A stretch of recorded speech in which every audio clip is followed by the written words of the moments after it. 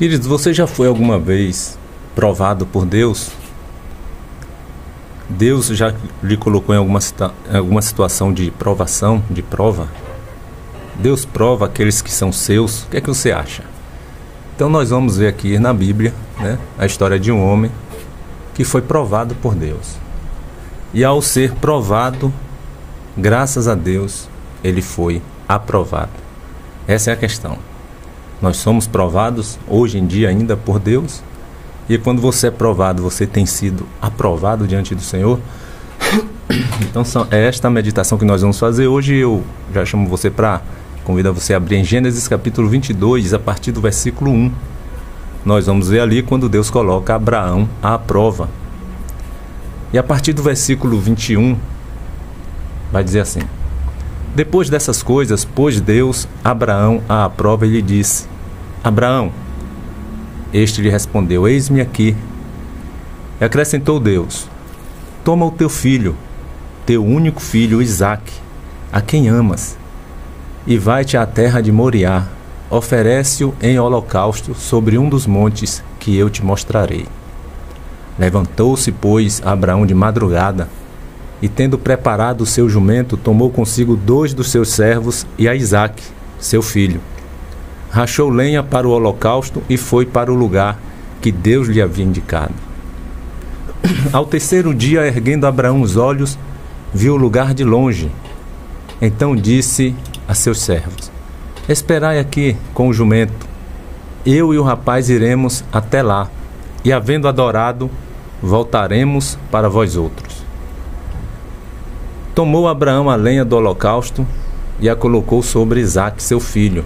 Ele, porém, levava nas mãos o fogo e o cutelo. Assim caminhavam ambos juntos. Quando Isaque disse a Abraão, seu pai: Meu pai. Respondeu Abraão: Eis-me aqui, meu filho. Perguntou-lhe Isaque: Eis o fogo e a lenha, mas onde está o cordeiro para o holocausto?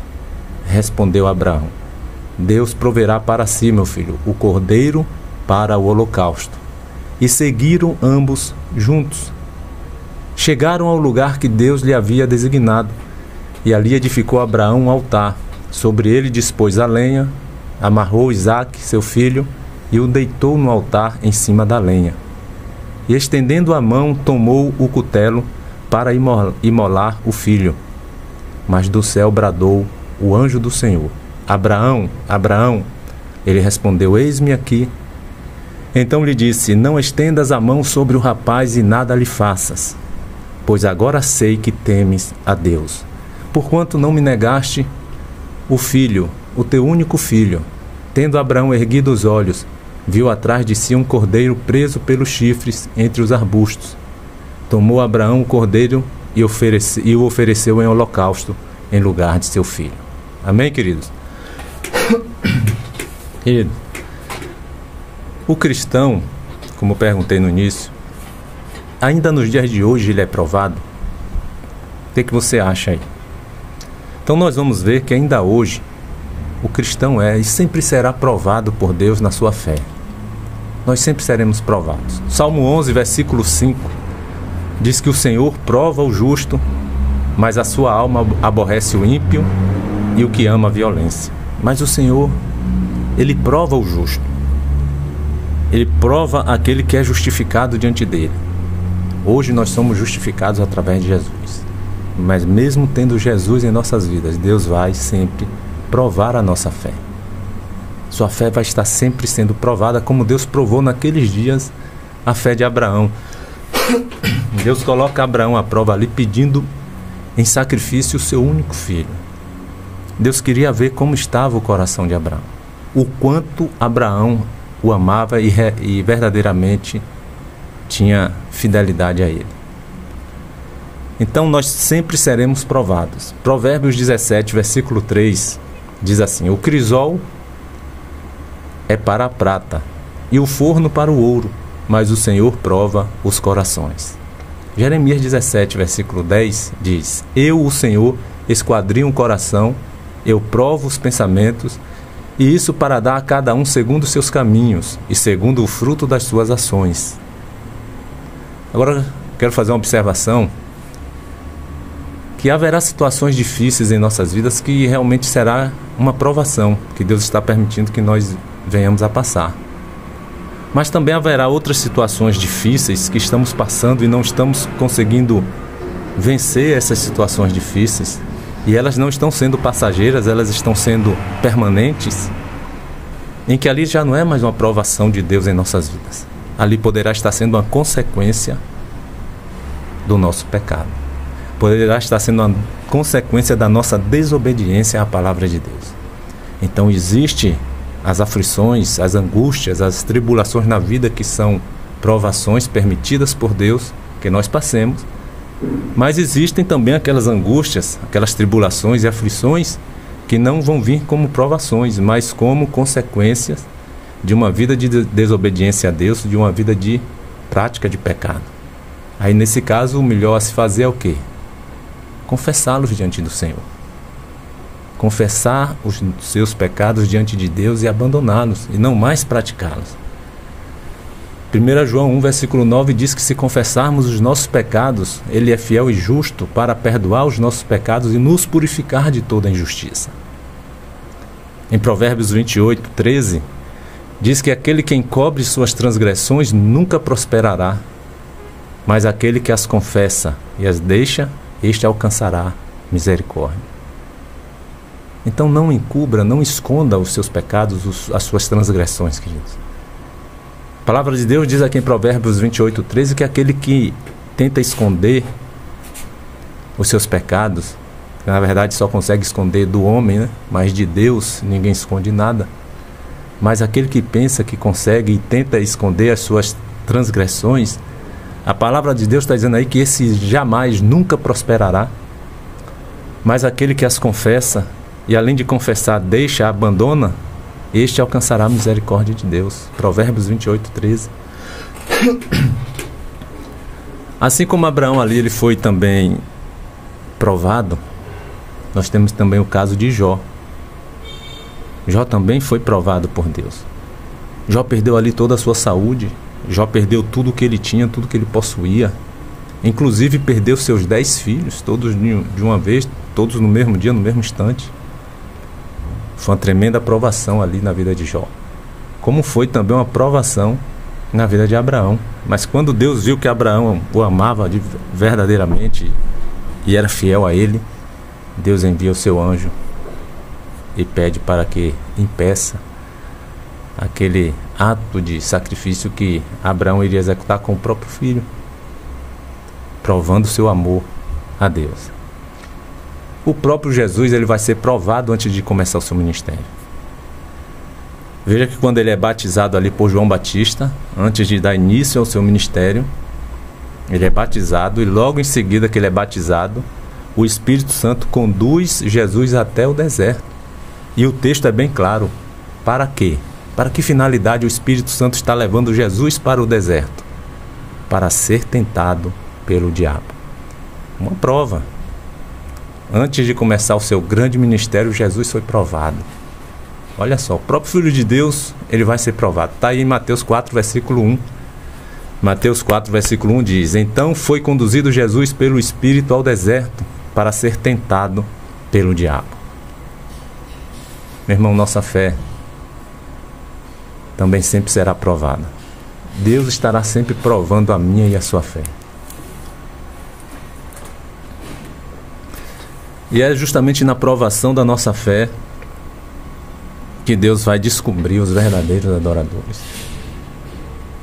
É diante das provas, diante das provações, que Deus vai saber quem são os seus verdadeiros adoradores, aquele que o adora em espírito e em verdade.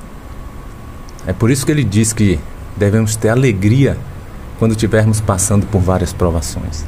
Sabe onde é que está isso? Em Tiago 1, versículo 2. Em Tiago 1, versículo 2 diz assim: Meus irmãos, tende por motivo de toda alegria o passardes por várias provações, sabendo que a provação da vossa fé, uma vez confirmada, produz perseverança, produz paciência. Mas por que nós devemos ter por alegria, motivo de alegria, quando estivermos passando por várias provações? Justamente porque são nas provações que nós vamos mostrar a Deus se somos ou não verdadeiros adoradores dele. É diante das provações.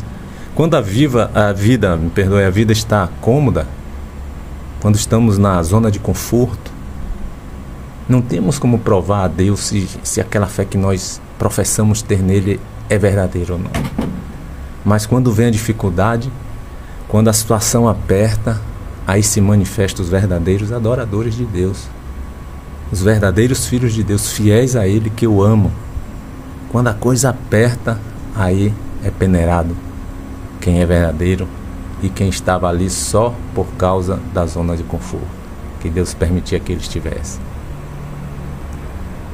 E é por isso que Tiago diz aí, 1 versículo 2, tenha por motivo de toda alegria quando você estiver passando por várias provações. Não fique triste não, fique alegre, porque é passageiro. Jesus disse, no mundo passareis por aflições, no mundo tereis aflições. É algo passageiro, não é algo que vem para lhe destruir. Quem tem Jesus, quem tem Deus na vida, todas essas situações difíceis vêm, mas passam. Essas situações difíceis só vêm e destrói a pessoa totalmente quando a pessoa não está andando com Deus, quando a pessoa não tem Jesus na sua vida. Mas se você tem Cristo, se você é verdadeiramente comprometido com Cristo, com Jesus, com a palavra de Deus, fique tranquilo. A situação que você está passando aí vai ser passageira, não precisa ficar angustiado, não precisa ser tomada de uma ansiedade e até mesmo entrar em desespero. Não fique inquieto, pelo contrário, aquiete o seu coração, porque é passageiro. E é por isso que Tiago aqui manda termos motivos de alegria. Está passando por uma provação, fique alegre, porque você sabe que a vitória é certa, que Deus vai te dar a vitória. Salmo 34:19 diz que muitas são as aflições do justo, mas o Senhor o livra de todas. Não há aflição que Deus não livre aquele que é justificado por Jesus, o justo. Tiago 1:12 também diz assim, bem-aventurado o homem que suporta com perseverança a aprovação, porque depois de ter sido aprovado, receberá a coroa da vida, a qual o Senhor prometeu aos que o amam. Bem-aventurado aquele que suporta com perseverança, suporta com paciência toda e qualquer provação, querido. Se você estiver suportando a provação, você vai obter a vitória. Porque depois de ter sido aprovado, você também vai receber a coroa da vida, a qual o Senhor prometeu àqueles que o amam. É o que diz aí em Tiago 1, versículo 12. Amém? Que você seja esta pessoa aprovada ao passar por tantas provações na vida. Que você possa verdadeiramente ser uma pessoa aprovada diante das mais variadas provações que possa vir sobre a sua vida. Amém, querido? Agora, como Abraão ali estava disposto a sacrificar Isaac, né? O seu único filho, o filho da promessa, o único filho que ele teve de Sara, né? Ele havia tido um filho antes com a sua serva, Agar, Ismael, mas Deus não reconheceu como sendo o filho da promessa. O único filho da promessa foi Isaac, o prometido por Deus. E assim como Abraão estava ali disposto a sacrificar Isaac, querido, por amor a Deus, assim também nós devemos sacrificar o nosso Isaac. O nosso Isaac. Aí você está perguntando, mas eu não tenho nenhum filho chamado Isaac. Não é disso que eu estou falando. O que está sendo Isaac nas nossas vidas nesse momento? O que é que está sendo Isaac na sua vida neste momento? Aquilo que talvez esteja sendo empecilho, esteja sendo obstáculo para você ter uma vida de maior comunhão com Deus. Este é o seu Isaac. Deus viu em Abraão ali, talvez, que o coração de Abraão estava sendo mais tomado pelo amor ao filho do que por amor a ele, e Deus coloca Abraão à prova. Talvez você esteja tendo aí maior amor às coisas desse mundo, a alguma coisa desse mundo, e Deus quer que você também sacrifique esse Isaac na sua vida. Deus não pediu a Abraão que disse qualquer coisa. Ele poderia pedir a Abraão ali, Abraão, faça isso, ou faça aquilo, ou sacrifique animais. por amor a mim. Seria fácil para Abraão. Mas Deus ali, ele não pediu a Abraão qualquer coisa para que provasse o seu amor por ele. Deus pediu a Abraão para sacrificar Isaque, o seu único filho, o filho da promessa. Deus pediu a Abraão ali naquele momento para sacrificar aquilo que parecia ser o mais importante na vida de Abraão, que talvez estivesse ali ocupando o lugar de Deus no coração de Abraão. Só que Abraão vai mostrar ali o seu amor a Deus, a sua fidelidade. Ele não hesitou em nenhum momento em fazer aquilo que Deus havia lhe pedido. E ele vai para concluir o serviço. Só que quando Deus vê ali que ele estava prestes a fazer, o anjo do Senhor brada do céu para que ele não fizesse. Você seria capaz de sacrificar o seu Isaque por amor a Deus, por fidelidade ao Senhor? Aquilo que está aí te atrapalhando muitas vezes, o seu relacionamento com Deus, a sua caminhada com Jesus, você seria capaz de sacrificar este Isaque? Eu não sei o que é, eu não sei qual é o seu Isaque, que precisa ser sacrificado para que você tenha uma vida com Deus. Você seria capaz de sacrificar esse Isaque, que muitas vezes esteja ocupando talvez o lugar de Deus aí no seu coração, ocupando o lugar de Deus na sua vida, na sua família, seja onde for? O que está te impedindo de ter um relacionamento maior e também mais íntimo com Deus? Nós sabemos, queridos, que todos têm os seus Isaques. Todos nós temos os nossos Isaques. Aquilo que pode estar sendo prioridade em nossas vidas, ocupando o lugar de Deus em nossos corações. Aquilo que você prioriza, que não seja a Deus, é o seu Isaque. Você precisa sacrificar. Deus tem que ter a primazia na sua vida. Lá em Mateus 6,33, Jesus disse: buscar em primeiro lugar o reino de Deus e a sua justiça.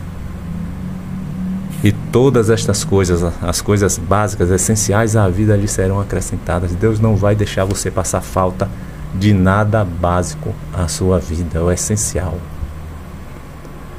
Mas você precisa buscar em primeiro lugar, ter como prioridade, como primazia em sua vida, o reino de Deus. E como eu disse, muitas pessoas às vezes têm como prioridade outras coisas, não a Deus, não a palavra de Deus, e vão criando os seus Isaques que precisam ser sacrificados. Deus pensou ali naqueles dias que o filho de Abraão seria algo que tivesse sendo prioridade no coração de Abraão. E Abraão provou para Deus que não, Senhor, isso aqui não é prioridade não, eu amo demais meu filho, dou até a minha vida por ele, mas a prioridade em minha vida e em meu coração é o Senhor. E ele provou isso, levando o filho até o monte designado por Deus para que fosse sacrificado. E quem ia sacrificar? Não eram os seus servos. Isso é que é o mais duro, meu irmão. Isso é que é o mais doloroso. Era o próprio Abraão que tinha que sacrificar o filho. O punhal estava na mão. E quando ele levanta, que ele termina de amarrar o menino sobre a lenha, e o menino entendendo aquela obediência do pai a Deus, o menino aceita. O menino já tinha um tamanho que ele poderia correr, mas aqui a gente destaca também a submissão e a obediência de Isaque ao pai. Segundo os estudiosos aí, Isaque deveria ter aí uns 15 a 16 anos, vamos colocar até 13 ou 14 se for o caso. Ele já tinha tamanho e idade suficiente para ele dar no pé.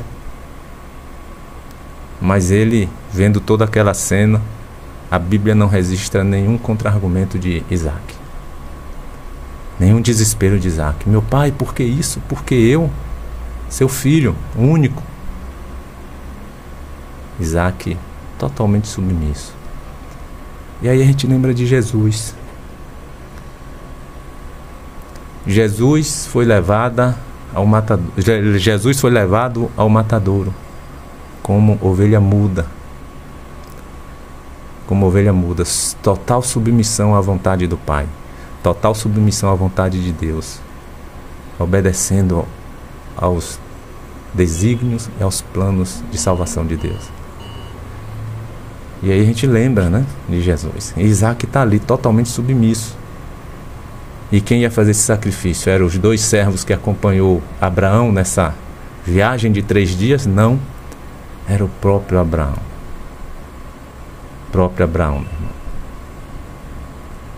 E Abraão ali dá prova a Deus de que prioridade na vida dele era o Senhor. Não era Isaac. Quem tem sido prioridade na sua vida? Deus, a palavra de Deus. E porque muitas vezes levantamos e defendemos bandeiras, princípios que ferem princípios da palavra de Deus. Como que Deus é prioridade se muitas vezes concordamos com coisas nesse mundo que a palavra de Deus está dizendo não? Que tipo de prioridade é essa? Será que não tem Isaques aí na sua vida que precisa ser sacrificado? No caso de Abraão, Abraão nem precisou sacrificar, mas ia sacrificar. Mas quando Deus viu que ele verdadeiramente o amava e tinha primazia na vida de Abraão, Deus impede. Mas muitas vezes nós temos que sacrificar os nossos Isaac. E qual é o teu Isaac que está te afastando da presença de Deus? São os prazeres? Talvez seja o ganho ilícito, né? Aquele ganho de forma desonesta. Talvez seja a mentira, né? Tem que mentir tanto para se dar bem em várias situações, para sair de boa, né? Para sair se dando bem. Talvez o seu Isaac seja a imoralidade, a pornografia. Sacrifique, meu irmão, o seu Isaac por amor e por fidelidade a Deus. Sacrifique. Talvez seu Isaac seja também a fascinação pelas riquezas. Talvez seja a fascinação pelas riquezas. Nós temos aqui um exemplo na Bíblia. Nós temos um exemplo na Bíblia justamente de um homem rico. Rico. Sua riqueza ali representava o seu Isaac ali na sua vida. Ele não quis abrir mão desse Isaac, que era a sua riqueza. Porque ele amava o dinheiro. Amava a fascinação pelas riquezas. Ele amava o que ele possuía. De quem é que nós estamos falando aqui? Você já deve ter deduzido, jovem rico. Mateus capítulo 19, a partir do versículo 16, você vai ver a história ali do jovem rico, que amou mais a riqueza do que o próprio Jesus. Aquilo ali representava o Isaac para aquele jovem, que ele não estava disposto a sacrificar aquele Isaac. E ele não sacrificou, ele abriu mão de Jesus. Falei, isso aqui eu não sacrifico não.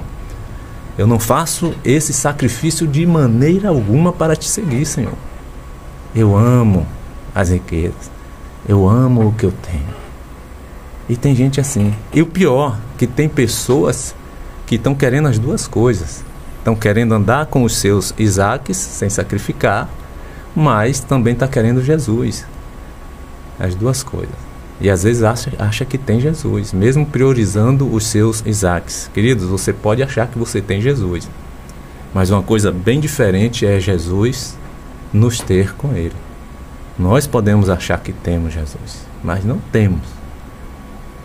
Porque o mais importante é Jesus nos ter.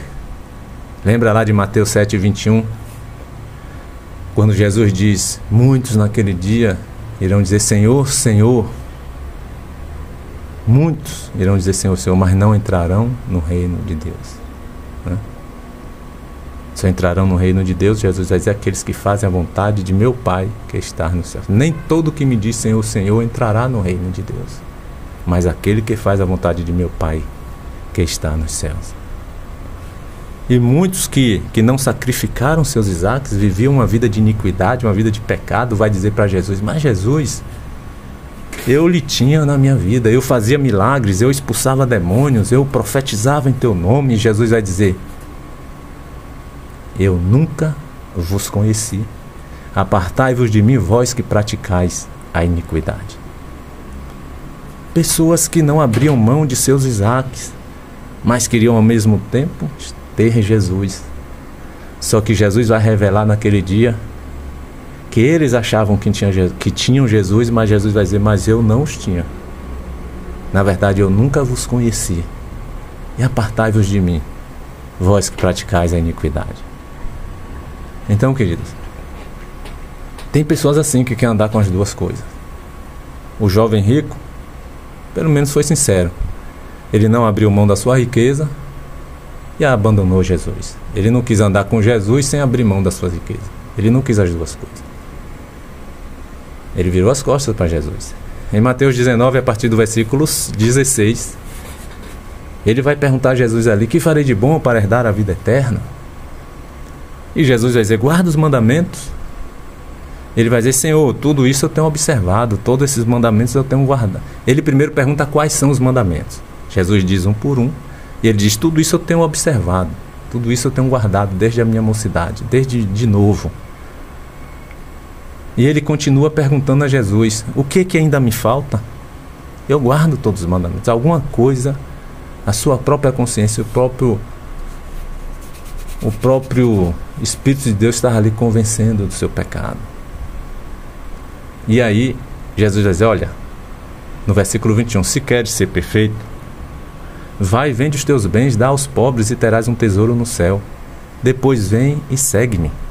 No versículo 22 diz assim: tendo porém o jovem ouvido esta palavra, retirou-se triste, por ser dono de muitas propriedades. As muitas propriedades daquele jovem era o seu Isaac, que precisava ser sacrificado. Ele não teve coragem de sacrificar para poder seguir a Jesus. Querido, qual é o Isaac na sua vida que muitas vezes não te deixa se aproximar de Deus, que muitas vezes não te deixa se envolver na obra do Senhor? Qual é o Isaac que está te atrapalhando a ter um maior envolvimento, um maior relacionamento com Deus, que te impede de estar na obra de Deus, fazendo a obra do Senhor todos os dias? Teu Isaac talvez seja o orgulho, teu Isaac talvez seja a soberba, né? Você acha superior. Para mim isso é uma humilhação. Para mim servir a Deus, para mim dizer que tem Jesus, ficar fazendo a obra de Deus, isso para mim é uma humilhação. E tem pessoas soberbas, tem pessoas orgulhosas, e isso talvez seja o seu Isaac. Seu Isaac talvez seja a sua autossuficiência. Você acha que pode tudo, que sabe de tudo, que não precisa da ajuda de ninguém, que não precisa muitas vezes nem mesmo de Deus. Para que Deus? Eu sou autossuficiente, eu sei fazer tudo, eu tenho dinheiro, tenho muito dinheiro, o que eu preciso também o dinheiro me dá, me fornece. Cuidado, meu irmão. Você precisa sacrificar aquilo que representa o Isaac na sua vida. Tudo na vida requer sacrifício, meu irmão. Tudo. Não há nada na vida que a gente não tem que fazer sacrifício para, muitas vezes, obter. Por exemplo, você quer passar em um concurso. Você tem que fazer sacrifício para passar em um concurso, ou não tem? Você tem que sacrificar o seu tempo. Você tem que sacrificar seus momentos de lazer. Você tem que sacrificar, às vezes, até mesmo os momentos com a família. E por aí vai. Você tem que fazer renúncias, fazer sacrifício para obter aquilo que você almeja, para alcançar aquilo que você está desejando. Sem sacrifício, dificilmente nós iremos também conseguir agradar a Deus. Nós temos que fazer sacrifícios. Estou falando de sacrificar animais, não. Estou falando de sacrifício, nosso esforço. Vencer o nosso próprio eu. Vencer o pecado. Você quer vencer o pecado? Sacrifique aquilo que te faz pecar.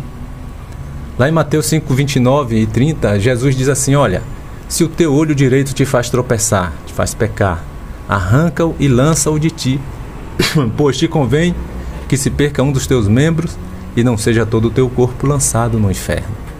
Se a tua mão direita te faz tropeçar, corta, lança-a de ti, pois te convém que se perca um dos teus membros e não vá todo o corpo para o inferno.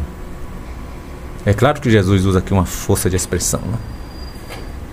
Nosso olho constantemente pode estar nos fazendo pecar, mas você vai arrancar os dois.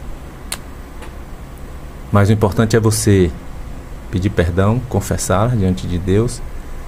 E se o teu olho está sempre te fazendo pecar, como por exemplo, celular. Quem é que vive sem um celular hoje em dia, né? Mas muitas vezes se você olha no celular coisas que te fazem pecar, ao invés de arrancar o teu olho, arranca o celular. Arranca o celular da sua vida, para que você não venha mais pecar contra Deus. Nem que seja momentâneo, temporário.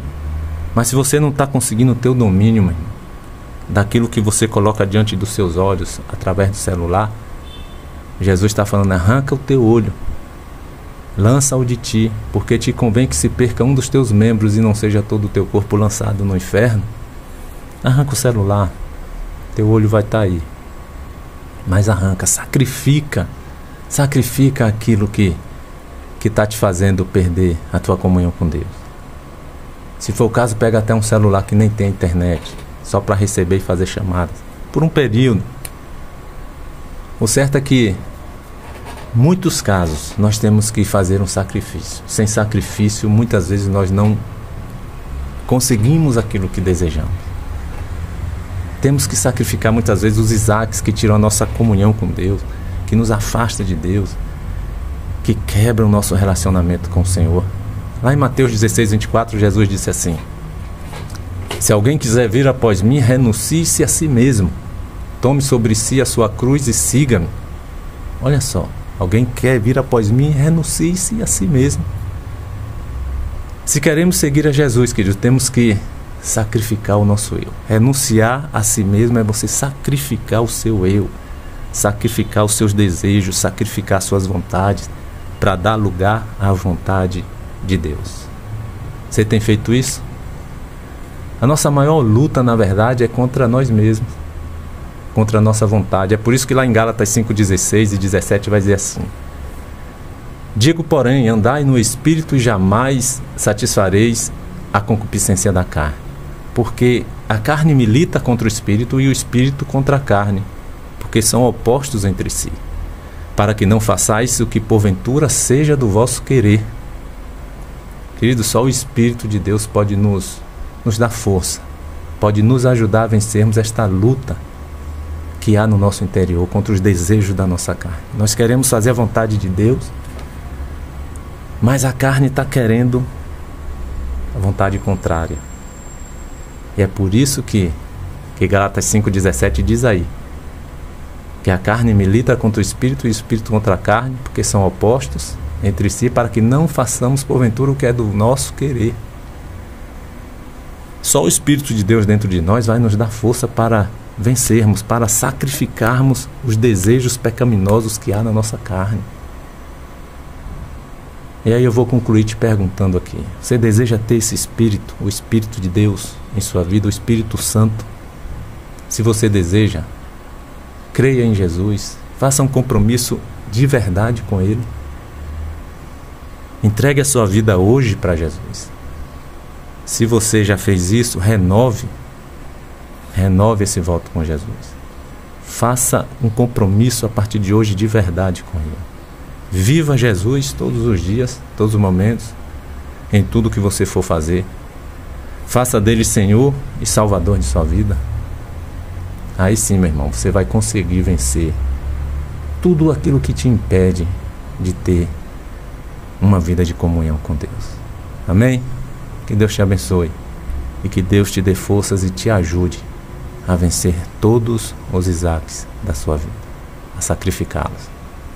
Que Deus te abençoe, em nome de Jesus.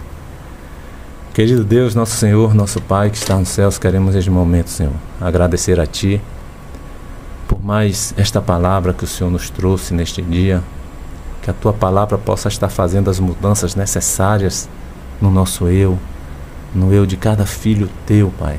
Que nós possamos achar forças em Ti para sacrificarmos tudo aquilo que tem nos distanciado, que tem nos afastado, que tem nos tirado de ter uma vida de maior comunhão contigo.